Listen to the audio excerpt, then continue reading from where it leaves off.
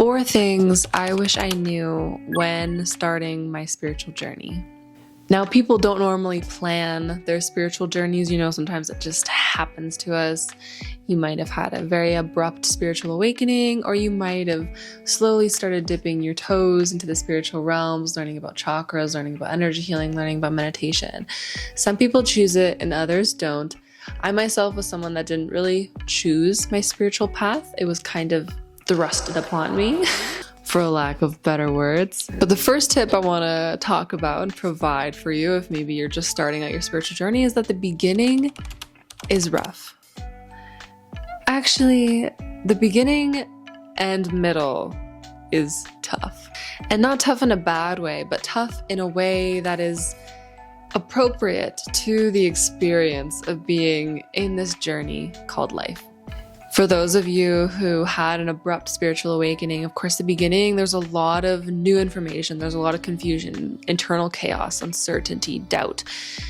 Even for people who choose to enter into a spiritual journey and choose to start practicing meditation or energy healing, or start learning about the quantum, or start learning about all the beautiful things that the spiritual community contains, there is a lot of shadow work involved. There's a lot of rough edges to the beginning of our spiritual journey. So the beginning is tough. Okay, the beginning is a little rough around the edges. It's uncertain. You're walking down a lonely path with maybe just a candle. There's not much for you to see. There's actually a lot of times overwhelming information. I wish so deeply for everybody to have a smooth transition into the spiritual community, because there's just a lot of misinformation and a lot of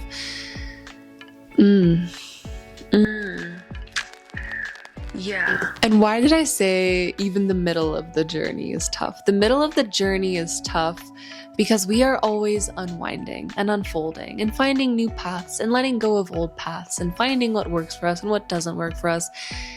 And for myself, I weave and bob in all sorts of ways within the spiritual community. I feel like there's a lot of things that I just don't agree with. There's a lot of ego. There's a lot of, he say, she say. There's a lot of seriousness. There's a lot of pain. There's a lot of shadow. There's a lot, right? Because this is the unfolding of the human experience. This is us finding the truest essence of us being alive on this planet, and it is painful because there is a lot of stuff for us to figure out, stuff for us to remember, stuff for us to unfold within.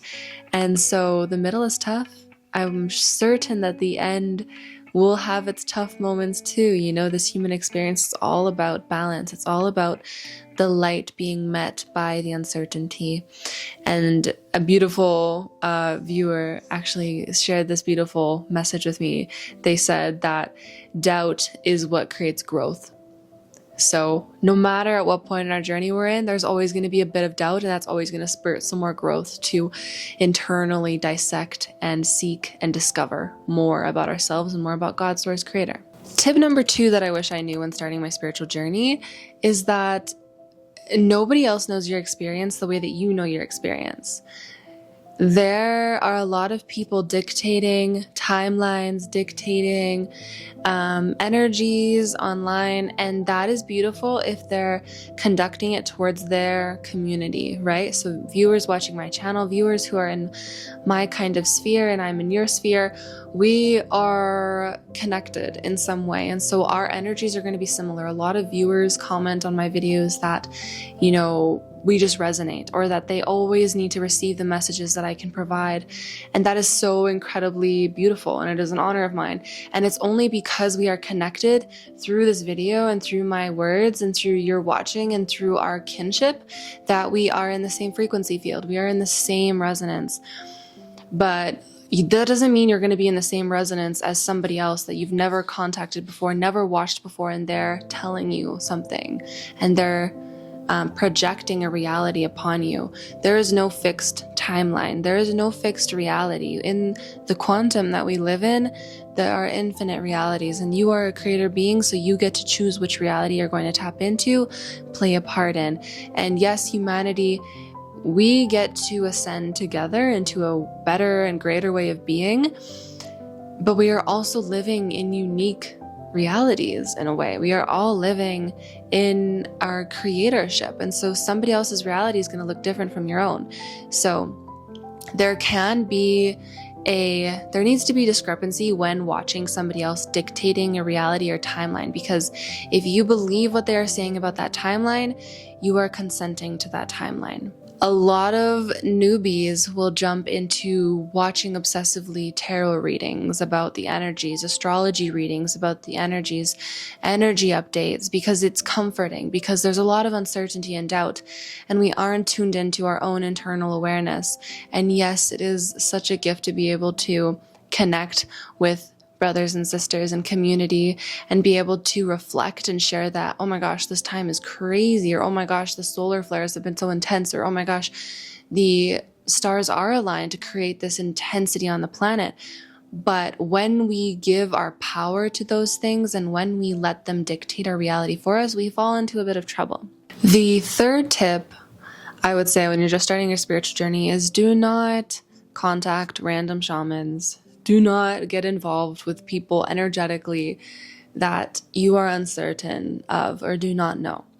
I had an experience contacting a shaman as a new spiritual being, so eager to learn, so wanting to connect with all of these beings that I considered so masterful and so aware. And I contacted them and they were groomy. They were like malicious and egotistical and very wanting to grab me into their sphere. And this happens, you know, a lot of these people who term themselves as shamans or spiritual people, they have a very big ego. And this is the problem within the spiritual community, is that ego is a thing.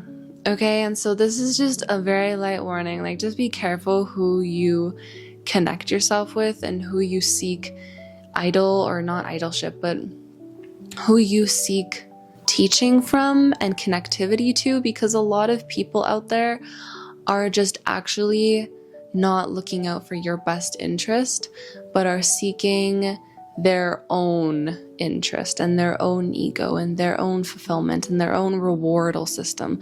And so be careful. Don't just contact any publisher who's created a shaman book like I did, and don't give them your information, and don't let them put you on their altar. Okay? Learn from my mistakes. Tip number 4, last tip, is that you just have to do the work in the beginning.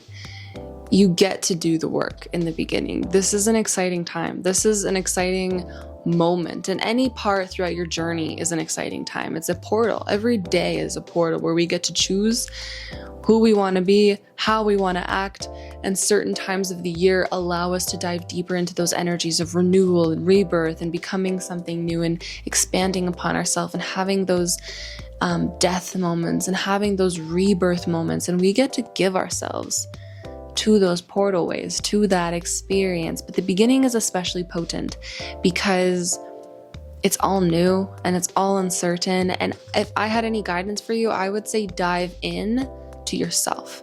Dive into your internal work. Dive into energy healing for yourself.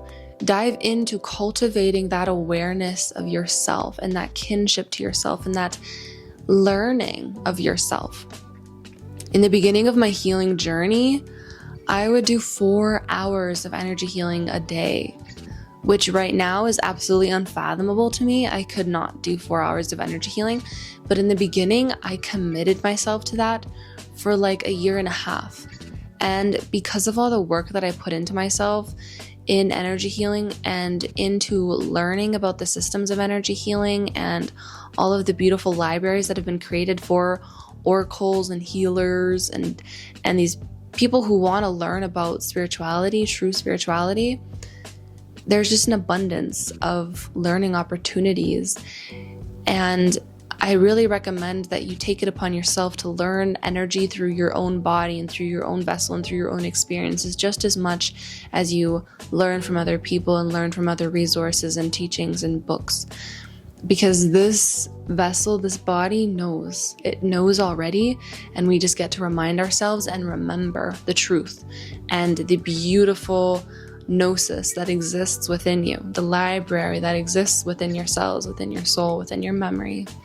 And so dive in, go all in if you can. If you can't, trust yourself and trust your instincts and trust that you know your process best. Nobody else knows your process as well as you do, and you are being guided and you are on the right path. I'm sure of it. And if you don't feel like you're on the right path, then seek an energy healer, seek somebody who can help you. I am currently being guided by one of my beautiful sisters, and I'm allowing her to teach me and to walk with me. And this is the beautiful part about being a human, is that we get to lean on one another. And if you're seeking support, know that I provide energy healings. If you enjoy my energy and you trust me and you want to work with me and you want to learn more about that, you can check out my website and see if it aligns and if you want to receive support in your energy healing journey. And if you liked this video, please give it a big thumbs up. Please subscribe. I would love to hear how this video served you. And I'm so thankful you watched and you got this and you're doing amazing. And I will see you guys next time. Bye.